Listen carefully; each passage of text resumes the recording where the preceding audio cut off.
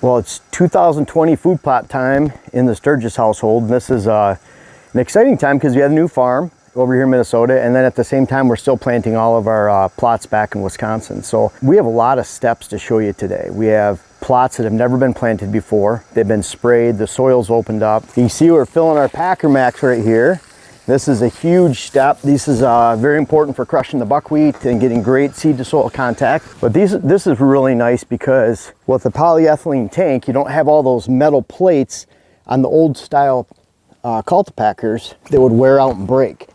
We have one, I won't even mention the brand it was, but it's not a high quality brand. So this style cultipacker is really nice because it's a polyethylene tank. To me, it's extremely high quality. It's got great bearings on the end. It's built to last a long time. In fact, it's called a Packermaxx HD. Overbuilt, and because it's a polyethylene tank, it's a lot cheaper than putting steel plates together, especially that pot metal junk on some of them. Dylan and I used one back in the day, and I think within the first hour it was broken. But anyways, this is something we fill with water, ends up about 450 pounds. So great weight per inch with something like this. This will be a big part of our plantings today. At the same time, we have areas where we're just using a spreader, handheld spreader, and we're throwing the seed on the ground. And I think that's what's applicable to a lot of people. You know, we have an ATV we can pull this with, we have the side-by-side, and a lot of people don't have that kind of equipment. So if you just have a handheld sprayer, handheld spreader, you can get the job done. We're also playing around this year. We have some deer grow and plot start, and this stuff right here is not a substitute for lime, it's an alternative. And what I mean by that is it increases the pH or the plant's ability to take up nutrients in a very short window. You know, lime is a long-term solution. I've spread 65 tons of lime by hand per bag, picking up the bags from the feed mill up in the UP in Michigan, and then bringing them to my land when I was up in northern Michigan. And frankly, I don't want to deal with bags anymore. And we have a lot of small plots. It's hard to get a big spreader into. And so I'm looking forward to using this. I don't care if I have to reapply it every year. And what's cool about Deer Grow, in working with them, they told me that I can actually use it on one side of the plot and will not use it on the other, and we'll compare. So we have some brand new plots that have never been planted. They're not fields. They're all goldenrod rag. We got sprayed it down, killed it. The pH is in the high 5s. So we're gonna use this on a portion, and I think I'm gonna use it on a larger portion because I believe it'll work, and I don't want to have part of my plot not be as high a volume.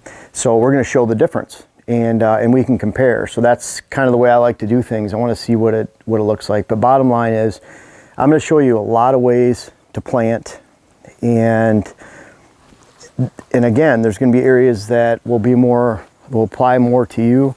And not having a lot of equipment. If you have a little bit of equipment, we'll do this. We have corn growing out here that was planted by Brandon at First Choice Food Plots, and you know, that's that other option. I don't want to have the tractor and equipment that he has to be able to plant that corn and own. He does that for a living. As far as planting food plots for a living, I don't. I like what we're doing here. We're going to plant about 9 acres of this green food in different varieties on this property from a handheld spreader. And we will use the cultipacker, ATV sprayer, and I hope you enjoy the progress. We have a lot going on today. I think there's going to be a lot that applies to each one of you out there in planting your food plots this year, and I can't wait. This means it's really getting closer to the hunting season, and follow along as we take you through the steps today. Well, these are some of our first seeds going into the soil for the 2020 planting season. And this is that first step. And this is really what I wanted to talk to you about. This is the ultimate no-till blend, and we're going to plant some other plots differently because this plot, the previous owner had been planting beans every year. And of course, those beans were gone by October. We're trying to turn that around into, so we actually have a fall property where there's deer here during the fall, and we can actually hunt them and mold and shape a herd just at a completely different level. So what we're doing here is ultimate no-till. We have standing buckwheat. I had a strip out here we were gonna plant corn in, but it was too sloppy and messy at that planting time, so we didn't. So I actually have area where I'm going to plant brassica this year. I'm just throwing that seed on the soil. And that's actually gonna work really well because the seed is very small. You can see the tiny brassica seeds on here. You can see some tillage radish, that's a little larger, but that's still in the brassica family. But we're putting this brassica seed right on top of the soil, and when we get rain, it'll grow. You can do that with clover, rye, oats a little bit, wheat definitely, but not beans, not peas, not those larger seeds that actually need to be worked in the soil, even corn. Of course, you couldn't do that. So we're putting this on the soil. That's going to grow. Part of this brassica is actually going to go into the buckwheat. So we guesstimate this field to be about 0.55, 0.6 acres, right around there. And so I'm going to plant 1 bag of John Comp's mix that has the beans, peas, oats. I can plant that in the standing buckwheat, and then we're going to crush it down over it. That acts like about 1/4 inch of soil. And then when we're done planting all of this, I'm going to spray it with 2 quarts per acre of glyphosate. And no, it will not hurt the seeds. Glyphosate is a post-emergent, so it only kills what's growing. These seeds are just laying here. You can soak them with glyphosate. It is not going to kill it. There's no residual. There's nothing left in the soil from glyphosate. Once glyphosate hits the soil, it's neutralized. That's why you can't use pond water, dirty water, creek water, ditch water in your sprayer mixed with glyphosate, because it will neutralize the glyphosate. The glyphosate has no residual. It doesn't stay in the ground. Once it hits the soil, it's dead. So we want it to hit the plants that are growing, which would be that buckwheat over there. We want to spray the buckwheat because we don't want it to stand up and face a slow death or even come back to life a little bit after crushing it, because it will shade out the small seeds like the brassica, compete with the brassica, and brassica needs full sunlight. We want that buckwheat to die immediately. That's why the 2 quarts per acre glyphosate is critical. Not to mention any weeds that are in there. I see a little bit of grasses, a little bit of broadleaf. We're going to kill that right now. And that's why when you plant this way, you have very clean plots. And clean plots are the best plots. We don't want weeds out competing or competing with our actual fall forage. The weeds turn brown in September, October. They offer no value to the deer herd in the fall when you expect to mold, shape, attract a deer herd. Even if they like some weeds during the summertime, it's not a good thing. Always take care of your weeds. So this is the first step. This is the first plot we're coming to on the property. We're going to put approximately, end up being about 180 to 190 pounds per acre of the WHS blend from John Comp, Northwoods Whitetail. And that's a blend I came up with years ago. We keep refining it. We're going to put that on the half that has full buckwheat. We're going to put brassica on this half that has a mix of buckwheat, brassica. We'll be able to show you later too how there's going to be no change or no difference in growth between buckwheat and open brassica where there's open soil. But we're going to smash it all down when we're done. We're going to spray. We're going to follow up with some deer grow. And I'm going to leave a strip untreated with the deer grow out here just so we can compare, and we can bring that back to you guys later. I talked to deer grow about that. They were fully on board with saying, you compare the two, you're going to see more growth. And again, I'm using the plot start because I just don't want to carry lime back here. And if I can use that every year as an alternative to lime, I don't feel like handling bags anymore. And I just don't have the time. So if I can spray it through the sprayer, get the same results, that's the whole idea. And we're going to bring it to you and show you the differences. But we're going to get cracking on this one. We have a lot more to do today and a lot of plots to plant just on this property alone, let alone over in Wisconsin. So I hope it makes sense. And we're going to start throwing some seed on the ground. This is a half-acre bag right here. So I'm actually going to take half of this. We've already measured it out, made some marks in the buckwheat where I have this parallel border. It's about 240 feet long. We're going to go by approximately 45 feet wide so we can get a 1/4 acre. And if my math is correct, we're going to get that planted first. There's not a lot of brassica. People ask my setting on the Earthway spreader that we're using. This right here, you see there's settings, I think it's 1 through 7. Yeah, 1 through 7 on there. And I'm usually for brassica, I'm going to put that down to about, it'll end up being, you see that lever's over, but you see right there, it'll probably end up being on the 1. 1 is about right there. So I'm going to keep that right about 1. We'll see how that goes. It's always better to end your spreading with a little bit more in the bag than less. And so we're going to do that right now.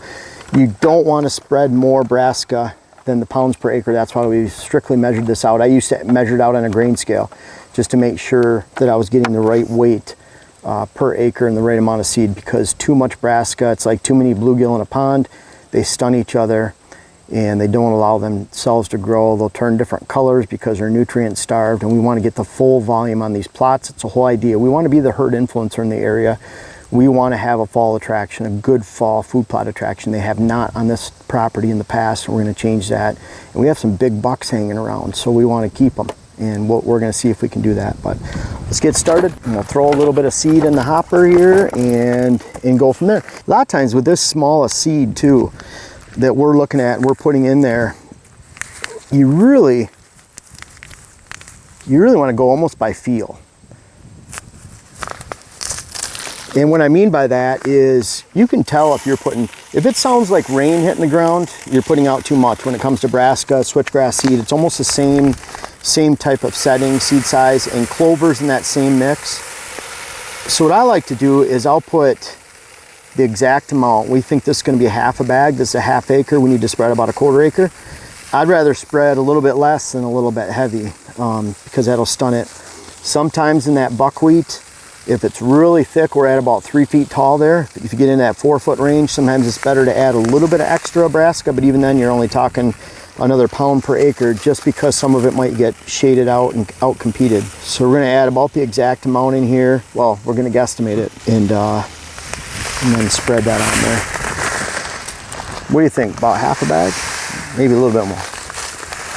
That's why I like this little Earthway. We're not sponsored by Earthway or anything. I've just used them for 20 years. And what I like about them is I can see how much is in there. I can throw it over my shoulder. It's quick, very easy to load, and I can pack a lot in here. We can actually put about 35 pounds of rye in here when we're spreading later, let alone 35 to 40 pounds of urea if we're putting it on the corn or putting it out here on our brassicas later. Pretty good way to easily spread this. And like I said, I started out on the setting wood on this. It seemed light to me. I spread brassica since 1999, and so I adjusted a little bit. I went up to 1.5. It seemed a little heavy for me. So literally right now I'm probably at 1.3 on this scale of 1 through 7 on this Earthway. So we'll go with that, see how much I have left, but I think that's gonna be about right. I just finished spreading the brassica, and something really important to point out is if you're on uneven ground, you wanna hold the spreader like this. You want to try to parallel the ground. The reason for that is you have a line of brassica that collects too much seed every pass you make if you keep it level like this. What that does is where it collects too heavily, then you get low volume brassica. They're fighting for nutrients, no different than if you seeded too much.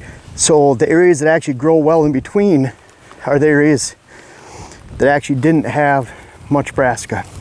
So you'll find out if you don't tilt it, you'll see those high areas. It's not where there's more seed, it's actually where there's less seed. So try to pay attention to that and keep your spreader parallel to the ground. So right now, I'm seeded. Now we're smashing it all down with the Packermaxx. And Diane's in the Kubota pulling that. And see how this buckwheat just lays down like a carpet. It seems so thick right here, but you have to remember this buckwheat, I don't know if it's 80% moisture, 85% moisture. It's very stalky. The stalks have a lot of moisture in them, and all that moisture and thatch is laying right on the ground here. Now Diane's gonna run into us, but she's coming back, laying this down. That seed's under here. All that moisture is being transferred into the seed, onto the soil. We're retaining moisture. We're putting a lot of nutrients back into the soil. We're not ripping up that top layer of topsoil and destroying it, drying it out, and most importantly too, one of the most important things, we're not adding more weed seeds exposed to the ground because we're just laying this over. And you can see down here, this is really, it looks really thick, but when you look at it, really the soil is right there. The soil is just right there. So any appreciable rain, we're knocking that seed down by running over all that brassica, and it's gonna get onto the soil right down into here. You can even see, I mean, this is a teeny little brassica seed right there. I don't know if you guys can see it, but you wouldn't have to look hard to see quite a few brassica seeds in here. That's just a little one right there. And there's probably more. If we start pulling them apart, we'll start seeing other seeds. And what I want to do is I'm going to spray this so it stays down. I do not want it competing with the brassica. That's on this half of the plot right here. The plot, the portion that was open and down to the soil, we're still using that Packermaxx, and the soil's not rock hard. So that seed that's on top of the soil, we're running over the Packermaxx. We're gonna even increase seed to soil contact. Now, if we had a lot of rain right away, it wouldn't matter, but there's no rain in the forecast for a while. So I'm a little nervous about that. So by using the Packermaxx up there in that soil and pushing it down, even if it was just the ATV tires, and a lot of people, they don't wanna go out and buy a new Cultipacker or something, but ATV tires, tractor tires, truck tires, car tires, we've used it all. to smash it down up there. Obviously the Packermaxx with the grooves cutting in there at 400 and some pounds, that's going to be better. Now on this side, this is the other half of the plot, I'm going to spread the WHS Green Blend from Northwoods Whitetails that John put together for me a few years ago, and that has the bigger seeds. And that's where this is even more important, because those bigger seeds, you can see how stocky the buckwheat is. The bigger seeds are going to get down that soil, and then that's going to crush right over the top. And these are just full of moisture. And the great thing about these, look at that root system and how it's improving the soil. So it's building up the soil at the same time. Once you crush this, you see all that stalk's exposed. It's just full of moisture. You can see the moisture in there. It's been dry for a few days. It's just full of moisture. Now that that's broken, that glyphosate when we spray gets right into the plant, goes right into the root system, and not only deteriorates this rapidly, it turns brown within 10 days, 2 weeks at the most, and it's gone, but allows sunlight to come through and germinate those seeds. All this moisture is being held over those seeds right now, so it's like putting moist seed or straw over your grass and your lawn to get it started. This is a smother crop. You can see how few weeds are in here because it completely shaded them out. And so some of these low ground, some of these broadleafs right here, we're gonna get a good kill on just with the glyphosate and get rid of it, and we'll get a good catch. So this is where the bigger seeds, I'm gonna spread that right now, and then Diane will keep running it all over, and we'll probably have her follow up and spray it all. We have a loaded tank over here with glyphosate, and then we'll be on to the next field. So Diane's already smashed this portion. I really wanted to show you the peas, oats, and beans and what they look like, because they're a lot easier to seed than those little brassica seeds. You can see down in here, you see the bean seeds right here. These darker pea seeds are really hard to see, but they're mixed all in here. And then of course the oats. The oat seeds are really easy to see too, but you can see all the seeds that are in between these stalks at the rate we were spreading. So once this smashes down over them, then it holds that moisture, protects the seeds, and acts like, to me, about a 1/4 inch of soil. You can see the seeds down here very easily. These big bean seeds right here, pea seed right there, and then of course the oat seeds right here. And we better get down to Diane's way. She's ready to keep smashing. Do you think you smash it all down? Looks good to me. Looks good to me too. No, it's really that easy, folks. We showed you the seed, how much it collects on the ground, and so we smash it all down. We followed up with the glyphosate, and that's really important because we want to take care of any weeds. We don't want it to compete with any of our fall crops. It's a waste of crop, waste of time.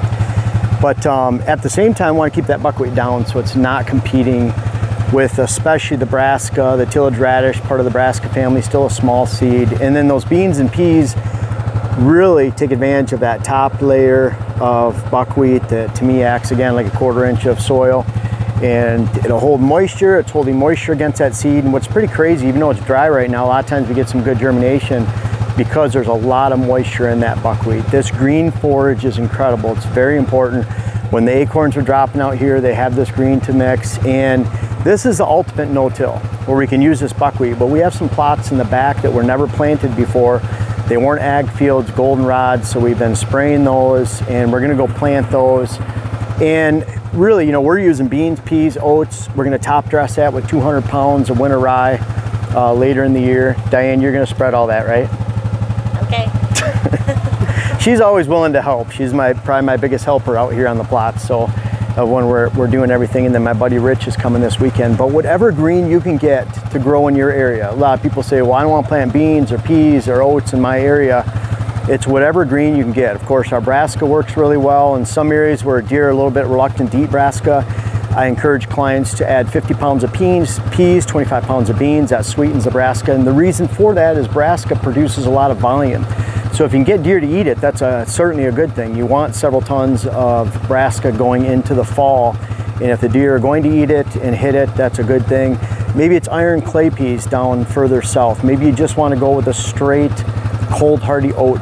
You can plant it this way. Oats just spread on the ground, don't do too well, but when you cover it up with that buckwheat and you complete that rotation, maybe you want to add clover in your oats or your brassica so that you have clover next year. Great way to plant it. And again, this buckwheat is shading out competition. It's improving the soil, making sure you don't have to rip up the soil and dry it out, and it's not exposing weed seeds. So this is a great benefit in whatever green you can get to grow, the deer want, that can be appreciable for the hunting season. That's the green blend you go with.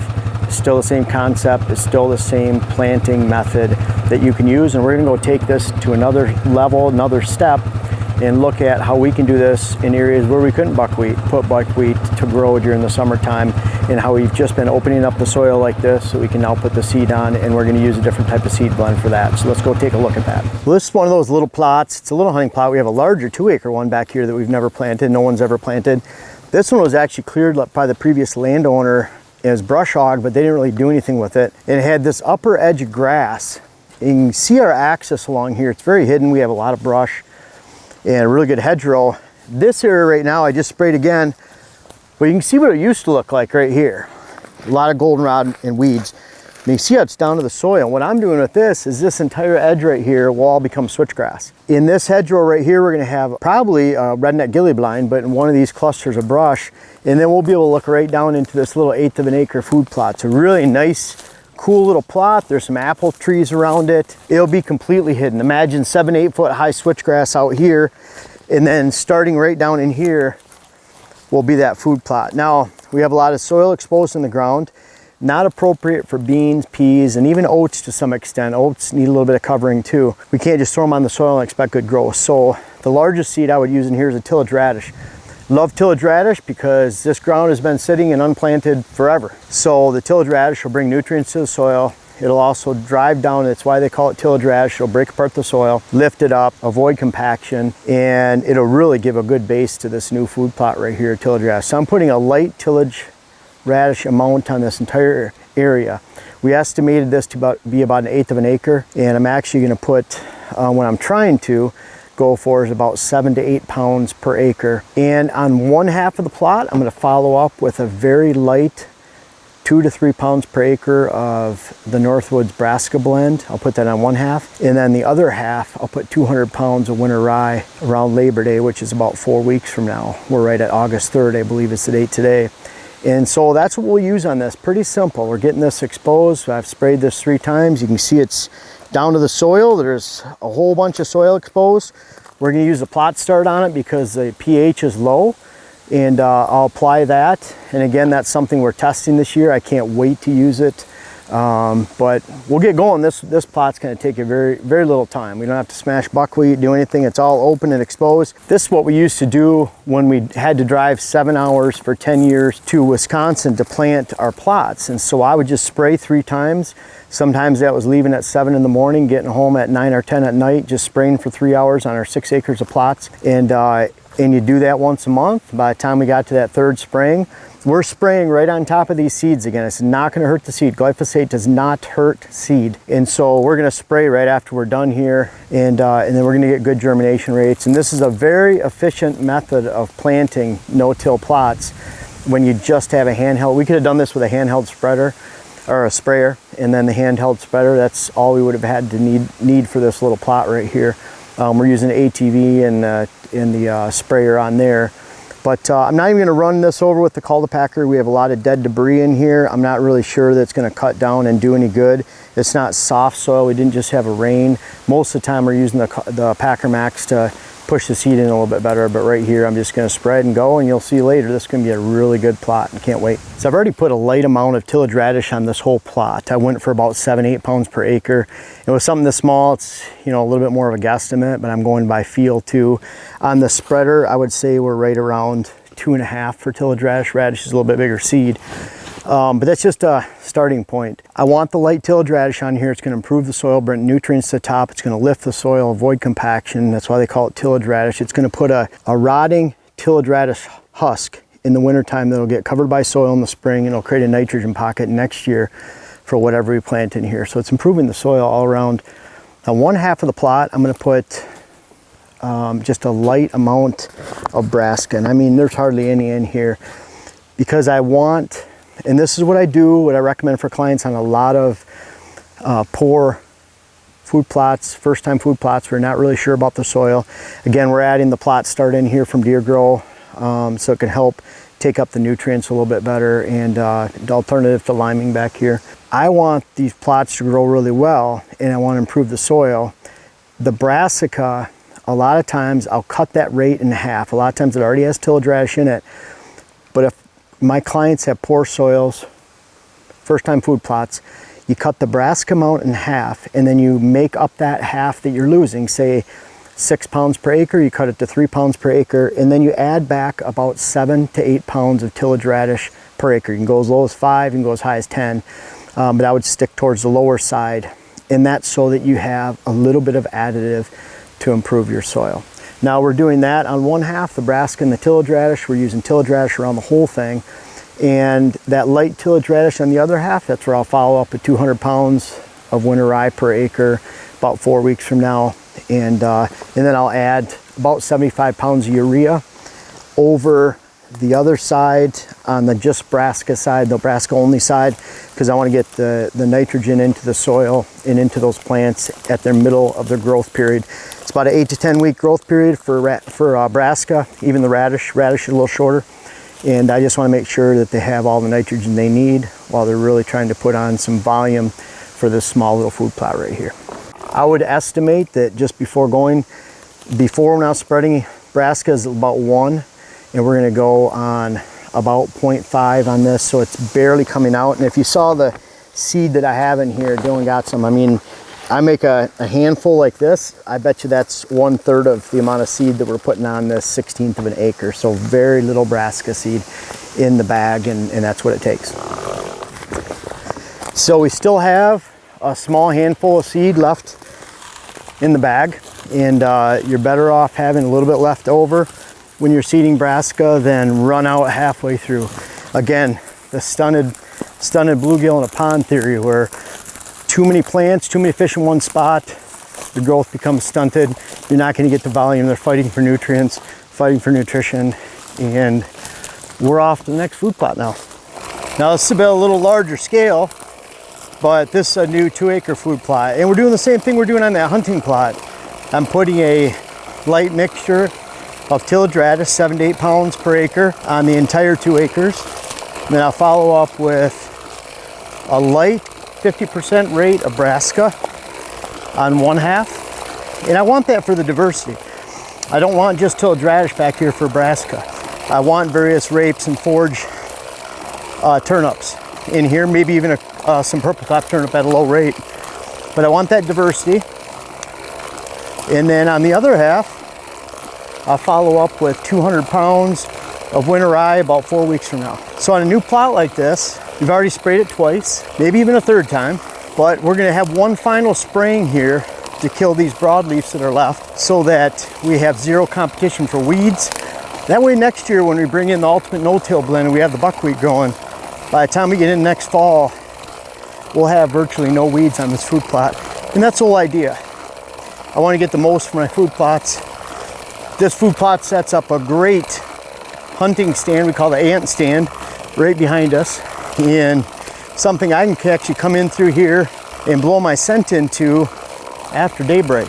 And that'll work really well because I can wait for the deer to get out of the fields. I can come in here, blow my scent out into this food plot, but I can watch a cruising bench on the inside corner on the inside. It's the closest spot that the woods comes to the field comes to the woods edge. So deer have to pinch around that area. We're already seeing a collection of giant bucks in that area. So I'm gonna keep spreading this, and we'll add that rye later. When I'm finished, we're gonna have Diane spray this so we get all the green out of here. Again, that's not gonna hurt the seed because glyphosate is a post-emergent. You can count on it. There's no residual left in the soil. In fact, soil, again, neutralizes glyphosate or Roundup. Well, that's our 2020 wrap up for food plots. You know, we planted couple different kinds this year where we have plots that have never been planted. So we're using the light tillage radish on the whole thing, light brassica, cutting in half, both seeding rates. And then the other half will follow up with heavy rye in about 4 weeks, which would be Labor Day. So that's good for these open plots. These are ones that we sprayed twice. We're gonna spray again today. And then on our other ultimate no-till blend, you can look at my ultimate no-till blend recipe for that. And the entire thing we're trying to do is get as much green on these food plots and enough green to last the entire hunting season. If we just put rye on them, for example, that works really well up north where it's all wooded. You don't have the option for other food plots or ag land. And so in those areas, that rye really sticks out as that green food source. And you need green, I'll talk about that in a second. Ultimate no-till blend. we can step up to some larger seeds like peas and beans, because we can cover them with the buckwheat like a 1/4 inch of soil and get great germination rates. Then also the brassica. If the deer can eat the brassica in your area, if they want it. If they don't want it, you can teach them most of the time by stripping it out next to cereal grains like rye, oats, other food sources. But you can add 50 pounds of peas per acre, 25 pounds of beans, that'll sweeten the brassica. It's always best if you don't have to sweeten it like these areas, most ag areas where there's decent deer numbers and a decent amount of cover, then they're going to eat those brassicas pretty hard. You see Diane in the back, she's using the Packermaxx, run it over with RTV, and we get better seed to soil contact. We're worried about rain not coming in the near future. But we're getting these greens out here. Greens have the power to drive your food plots for the entire hunting season. Acorns don't, apple trees don't, cornfield doesn't, bean field doesn't. The greens can, because that's what deer crave, especially as it gets into October, November, December. There's not much in the woods. There's a lot of woody debris. There's a lot of woody regeneration, shrub tips, hardwood regeneration tips, briars, broadleafs that they can actually feast on. Also acorns, also maybe chestnuts. But those are all hard to digest for them. The first thing they want to do is hit greens. When you hear about deer not hitting green food plots because the acorns are dropping, it's not because of the acorns. It's because by that time folks have already overpressured their food plots, they've overhunted them, and it keeps the deer back in the woods, and they won't enter onto those green food sources like they did in the early season before the food plots were overpressured. When I hear that deer aren't hitting food plots because there's too many acorns dropping, it tells me directly that either it's a low quality food source or most likely it's been overpressured. Deer crave greens, that's how they take a drink. They don't even need to have water or water holes for weeks at a time as long as they have that green vegetation. That's why we see a lot of deer hitting water holes really strong during December, January, February. If they're open, a little opening in a creek or river, corner of a pond where there's spring, they'll be loaded with deer tracks because that's the only moisture they can get at that time. Everything else is dead, brown, and frozen. So green's important. We've been trying to maximize green. We'll show you a few steps for what we're doing on our property in Minnesota right here. We have all our plots in Wisconsin to deal with still, and we're using the same methods over there. And I hope you enjoyed this 2020 Best Food Plot Mix and planting tips. We're always trying to improve these every year. We're hoping that you like seeing all these steps along the way, all the pieces that we're putting together to get to our plots in. And I hope you have great food plots. And hey, if your food plots fail, always remember, when it gets around Labor Day, you can throw in the upper Midwest, throw 200 pounds of winter rye on per acre. Down in southern Ohio, southern Illinois, Indiana, over to Missouri, wait till about mid-September. And if you still have a lot of soil showing going into October in that upper Midwest area, you can throw another 200 pounds of winter rye on top of the soil. And you can do the same up to mid-October in some of those more southerly areas. And you can move this back a month if you're down in Kentucky, Georgia, West Virginia, Arkansas. If you get down those southern areas, just move it back about a month to 6 weeks from where we're at in Wisconsin and Michigan, Minnesota, in these areas right here. You can always take good green going into the hunting season. Rye is probably the most powerful winter wheat, maybe even a combination with some oats to actually last all the way through December, January, depending on where you're at. But bottom line, you never have to take a destroyed food plot or a poor food plot into the hunting season, let alone the winter time. It's a great time to provide nutrition to deer at a time where they need it the most. Good luck with your food plots in 2020 and beyond. Well, if you made it to the end of this video, you're obviously interested in whitetail habitat solutions, what I have to teach, and you will love my new web class series. The first one is how to design your whitetail property. It's out now. The link is in the description. I invite you to check it out. It's on my website. Can't wait to hear about it.